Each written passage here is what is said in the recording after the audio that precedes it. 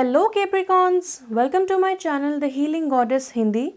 आज की reading exclusively आपके बारे में है और हम जानेंगे कैसा होगा आपका अक्टूबर 2020 का महीना।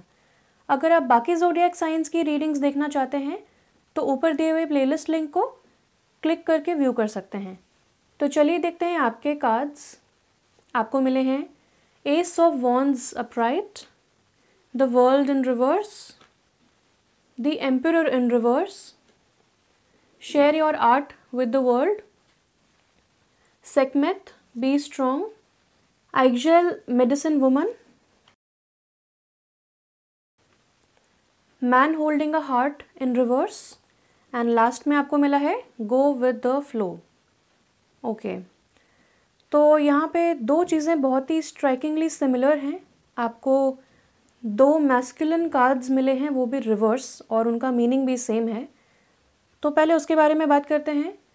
द एम्परर इन रिवर्स का कार्ड आपको बताता है कि हो सकता है आपकी लाइफ में कोई एक बहुत ही डिफ़िकल्ट कनेक्शन है। ये आपका पार्टनर हो सकता है, आपका बॉस हो सकता है, या आपका कोई फादर फिगर हो सकता है। तो यहाँ पे आपको एग्जामिन करना है अपना relationship with power, authority, discipline, क्योंकि कहीं ना कहीं ओवर यूज़ ऑफ पावर हो रहा है। एक इंसान बहुत ही ज़्यादा पावरफुल फील कर रहा है, डोमिनेट करने की कोशिश कर रहा है, ओवर बियरिंग हो रहा है, और दूसरा इंसान बहुत ही ज़्यादा पावरलेस और दुखी फील कर रहा है। तो आपको देखना है कि क्या आप ऐसी सिचुएशन में है जहाँ पे आप बहुत ज़्यादा डोमिनेट कर रहे हैं लोगों पे, या फिर आप ऐसी सिचुएशन में है जहाँ पे लोग आपके साथ बहुत ज़्यादा डोमिनेट कर रहे हैं। और एक ऐसा इंसान जो आउट ऑफ इनसिक्योरिटी या फिर फियर, यानी कि उस इंसान के अंदर बहुत ही ज़्यादा डीप सेट इनसिक्योरिटीज़ हैं, बहुत ज़्यादा इनसिक्योर है ये इंसान, और बहुत ज़्यादा इमोशनली मैनिपुलेटिव है, बहुत ज़्यादा डिसीटफुल है, छल कपट करने वाला और बहुत ज़्यादा डरा हुआ इंसान है, और वो डिमांड करता है रिस्पेक्ट। तो आपको तो पता ही है, रिस्पेक्ट हमेशा कमांड की जाती है, डिमांड नहीं की जाती। और अगर आपको कोई डिमांड कर रहा है रिस्पेक्ट, या अगर आपको कोई नीचा दिखा के बहुत ज़्यादा पावरफुल फील कर रहा है, तो वो इंसान कम्प्लीटली इनसिक्योर है। और आपको ये कार्ड इनकरेज करता है द एम्परर इन रिवर्स का और man holding a heart in reverse का। दोनों कार्ड्स आपको कंफर्म करते हैं ये एनर्जी को कि आपकी लाइफ में ऐसी कोई मैस्कुलिन एनर्जी है जिसकी वजह से आपको परेशानी हो रही है, और सबसे ज़्यादा इमोशनली आपके अंदर केओस आया हुआ है, यानी कि इमोशनल डिस्टर्बेंस आया हुआ है आपके अंदर। तो आपको बाउंड्रीज सेट करनी है। ज़रूरी नहीं है कि अगर कोई बहुत ज़्यादा कंप्लेन कर रहा है या बहुत ज़्यादा इमोशनली डिमांडिंग है तो आपको भी उस कुएं में कूदना पड़ेगा उसे बचाने के लिए। ऐसा कुछ भी नहीं है। आप डिज़र्व करते हैं रिस्पेक्ट, आप डिज़र्व करते हैं ऑनर, एक रिलेशनशिप में स्पेशली। तो अगर आप ऐसे वर्क एनवायरनमेंट में हैं जहाँ पे आपका बॉस बहुत ज़्यादा ओवर बेयरिंग है, ओवर डोमिनेटिंग है, और आपकी क्रिएटिविटी कहीं ना कहीं खुल के बाहर नहीं आ पा रही है, आपको ऐसा लग रहा है कि आपको बहुत ही एक बॉक्स में रखा जा रहा है, आपकी क्रिएटिविटी स्टिफल हो रही है, आपको सेट रूल्स के अंदर ही काम करना है, तो आप बहुत ज़्यादा ऐसा लगेगा जैसे कि आप जकड़े हुए हैं कहीं पे। तो आपको बाउंड्री सेट करनी है। या तो आप ऑल टुगेदर कोई डिफरेंट रूट अपना लें, कोई न्यू पाथ ले लें, क्रिएटिव साइड में चले जाएं, या फिर एक ऐसी जॉब अपॉर्चुनिटी को ढूंढें, एक डिफरेंट वर्क प्लेस को ढूंढें जहाँ पे आपको थोड़ा सा इंडिपेंडेंस मिले, जहाँ पे आप अपनी तरीके से काम कर पाएं, थोड़ा फ्लेक्सिबल हो आपका रूटीन, और थोड़ी सी फ्लेक्सिबिलिटी मिले आपको अपने वर्क स्टाइल में। Man holding a heart in reverse का कार्ड ये भी बताता है कि कोई ना कोई इंसान जिसके बारे में अभी तक हमने बात की, वो इंसान बहुत ज़्यादा टैंट्रम्स शो कर रहा है और बहुत ज़्यादा डोमिनेटिंग इंसान है। और ये सिचुएशन हो सकती है कि उसके चाइल्डहुड में उनके साथ कोई फादर इश्यूज़ हुए हों, हो सकता है कि उन्होंने एक ऐसा नज़ारा देखा हो, एक ऐसी लाइफ एक्सपीरियंस उनको हुआ हो जहाँ पे मिस यूज़ ऑफ पावर उन्होंने देखा हो, और उनको लगा हो कि इसी तरह लाइफ को जिया जाता है, तो उनकी भी एक ऐसी मेंटालिटी डेवलप हो गई।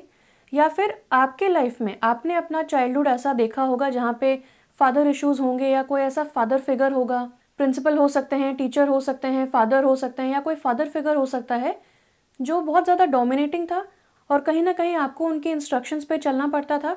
तो हो सकता है आपकी ही ऐसी मेंटालिटी डेवलप हो गई जहाँ पे आप एक सबमिसिव स्टेट पे पहुँच गए, और अब एक सिचुएशन आ गई है specially in the month of October जहाँ पे आपको ब्रेक फ्री करना है फ्रॉम दिस रिस्ट्रिक्टिव साइकिल। ये आपको अब सर्व नहीं कर रहा है, आपको आगे बढ़ना है, बहुत सारी न्यू अपॉर्चुनिटीज़ आ रही हैं, लेकिन जब तक आप इस सिचुएशन में रहेंगे तब तक आपके लाइफ में इमोशनल केओस आएगा, इमोशनल डिस्टर्बेंस आएगा, और जो भी आपके अंदर जेन्युइन टैलेंट्स हैं और फीलिंग्स हैं, आप उनको क्रिएटिवली चैनल नहीं कर पाएंगे।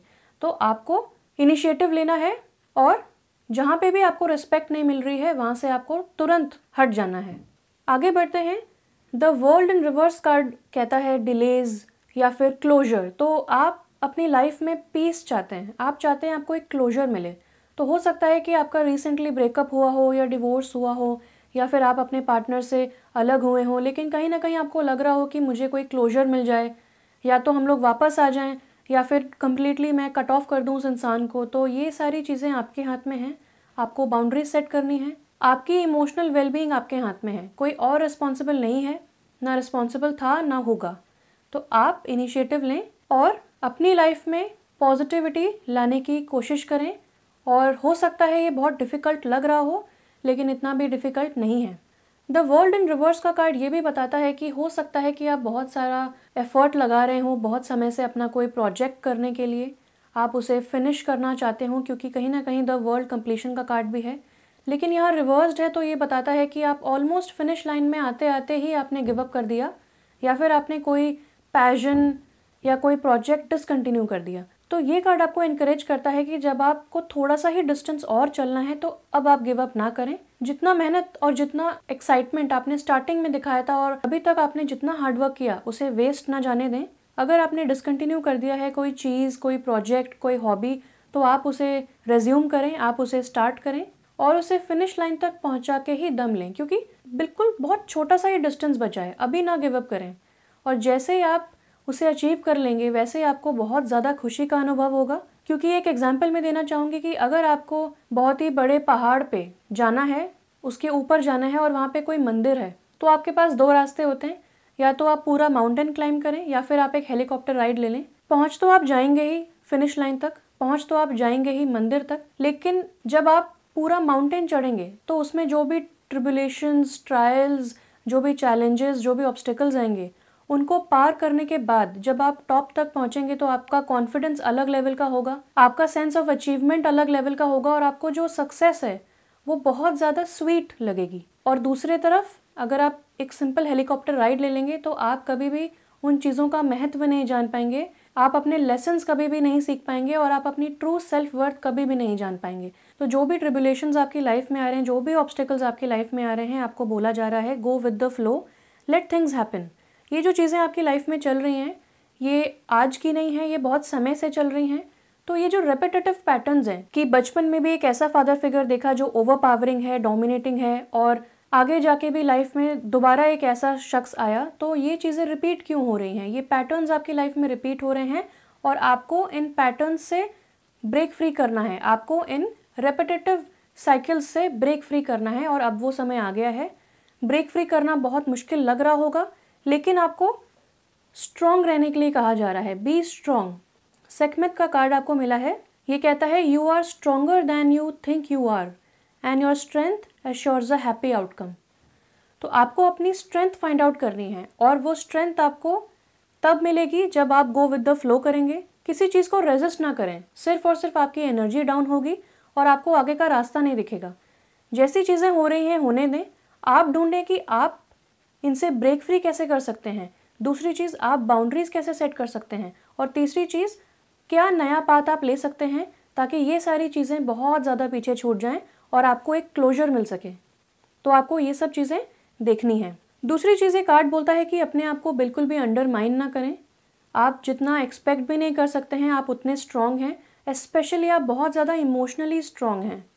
और ये कार्ड भी आपको कहता है कि आपके अंदर जो भी इमोशंस आ रहे हैं, चाहे वो एंगर है, चाहे वो हैप्पीनेस है, चाहे वो ब्लिस है, या फिर वो अपसेटिंग इमोशन है, आप उसे एक्सप्रेस करें। बिल्कुल भी दो बार ना सोचें उसे एक्सप्रेस करने के लिए, क्योंकि आपके इमोशंस हैं ही इसलिए ताकि आप उन्हें फील कर पाएँ। And it's completely okay to feel it and it's completely okay to express it. तो अपने इमोशंस को एक्सप्रेस करना सीखें। अगर आप अपने आप को एक्सप्रेस नहीं करेंगे, अगर आप बाउंड्रीज सेट नहीं करेंगे, तो दूसरों को समझ में नहीं आएगा कि आपको बुरा लग रहा है और वो कंटिन्यू करते जाएंगे जैसा कि उनका बिहेवियर है।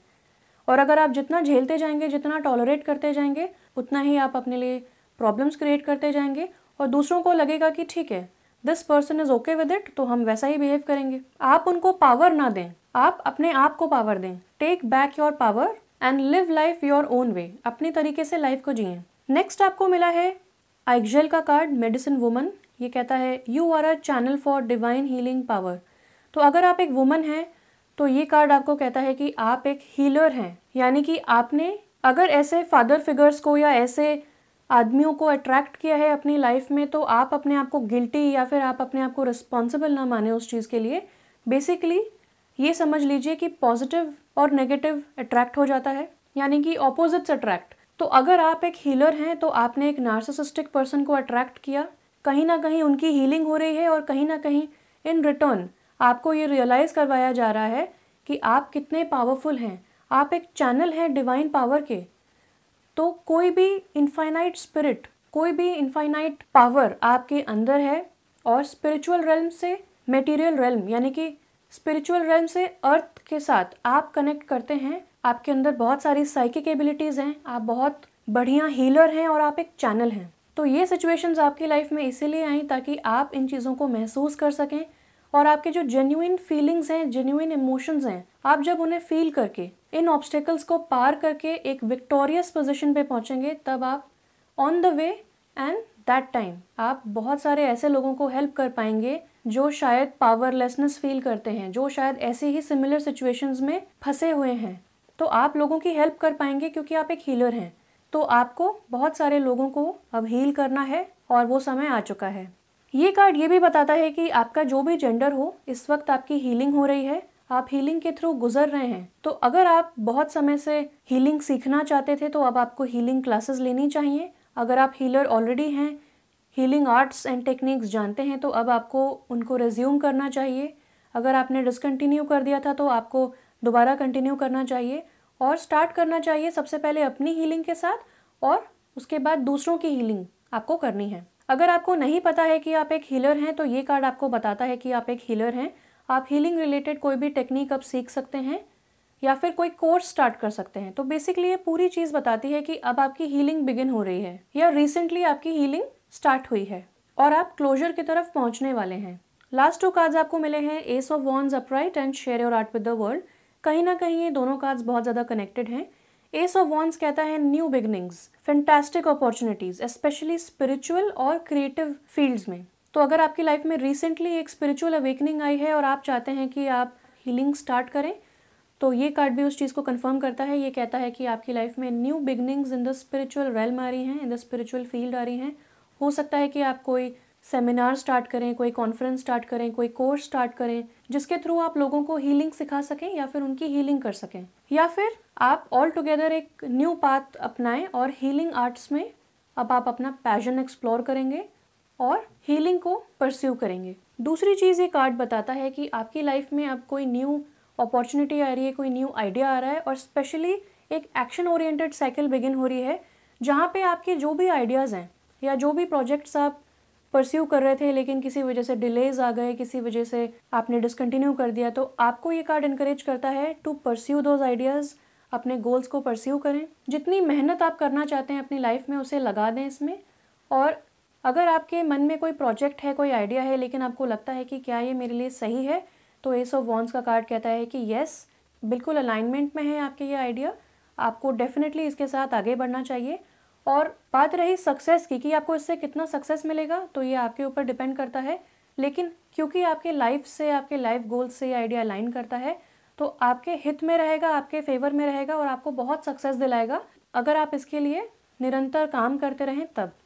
यहाँ पे बहुत सारे माउंटेन्स हैं जो कि बताते हैं कि आगे भी अगर चैलेंजेस आते हैं तो जब आप स्पिरिचुअली कनेक्टेड रहेंगे, जब आप अपनी इनर गाइडेंस सुनेंगे और जब आप अपने अंदर की स्ट्रेंथ को फाइंड आउट करेंगे, तो किसी तरीके का माउंटेन, किसी तरीके का ऑब्स्टेकल आपको रोक नहीं सकेगा। और ये बहुत ही ग्रीनरी वाला कार्ड है, यहाँ पे बहुत सारे ट्रीज़ हैं, ग्रीनरी है, जो कि बताता है कि आगे बहुत सारी अबंडेंस है आपके लिए और बहुत ज़्यादा इमोशनल कंटेंटमेंट आपको मिलने वाली है अगर आप अपनी क्रिएटिविटी को एक्सप्लोर करेंगे, अपने इमोशंस को एक क्रिएटिव आउटलेट देंगे और क्रिएटिव प्रोजेक्ट को आप अपनाएंगे तब, क्योंकि ये एक्शन ओरिएंटेड साइकिल आपके लिए एक बिगिन हो रहा है। तो जो भी आपके आइडियाज़ हैं अब आप उन पे एक्शन ले सकते हैं। लास्ट में आपको कार्ड मिला है share your art with the world का। ये कहता है it's time to allow others to enjoy your creative work. यानी कि आपने बहुत समय से कोई क्रिएटिव काम किया होगा, लेकिन आपने उसे बड़े आराम से फोल्ड करके एक साइड में रखा हुआ है, यानी कि आप उसे अभी पब्लिकली नहीं एक्सप्रेस करना चाहते हैं। बीइंग अ कैप्रिकॉर्न, हो सकता है कि आप परफेक्शनिज्म चाहते हो, या फिर आपको ऐसा डर हो कि क्या ये एक्सेप्ट हो पाएगा लोगों की तरफ, या फिर आपको डर है कि क्या लोग इसे एक्सेप्ट कर पाएंगे, क्या लोग इसे क्रिटिसाइज करेंगे, क्या ये आइडिया फेल हो जाएगा। तो share your art with the world का card again ace of wands के कार्ड के प्रोफेसी को कंफर्म करता है, और ये बताता है कि आपके पास जो भी आर्ट है उससे आपको तो फ़ायदा होगा ही, साथ साथ दूसरों को भी बहुत फ़ायदा होगा। आपका जो क्रिएटिव वर्क है उससे दूसरों को बेनिफिट होगा, दूसरे उसे एंजॉय कर पाएंगे, और आपके जो जेन्युइन आइडियाज़ हैं, जो आपकी इंडिविजुअलिटी है, जब उसके थ्रू शाइन करेगी तो वो एक बहुत ही बेस्ट प्रोजेक्ट बनेगा, एक बहुत ही बेस्ट क्रिएशन बनेगा। और यहाँ पे ये लेडी पेंट कर रही है, तो हो सकता है आप पेंटिंग में इंटरेस्टेड हो, या फिर कोई बुक लिखने में इंटरेस्टेड हो, या फिर कोई सेल्फ हेल्प कोर्स स्टार्ट करने में इंटरेस्टेड हो। तो जो भी आप स्टार्ट करना चाहते हैं उसे टेकअप करें, और आपकी जितनी भी समस्याएं हैं उनको भूल कर अपने क्रिएटिविटी में आप लग जाएं। फॉलो योर पैशन, और आपकी लाइफ एकदम चेंज हो जाएगी। और साथ साथ आपको true meaning of power, authority and discipline सीखना है। तो जो भी आपके गोल्स हैं, आपको सबसे पहले एक प्लान बनाना है, आपको स्ट्रैटेजी बनानी है, गोल्स बनाने हैं, और उसके साथ आपको चलना है। Again go with the flow, और जो भी चैलेंजेस बीच में आते हैं उनके लिए आपको रेडी रहना है, फ्लेक्सिबल एटीट्यूड के साथ आपको आगे बढ़ना है, और इस तरह आपकी खुशियाँ कोई भी आपसे छीन नहीं सकता। तो मेरी तरफ से इतना ही था। Thank you so much for watching. Stay blessed and bye bye.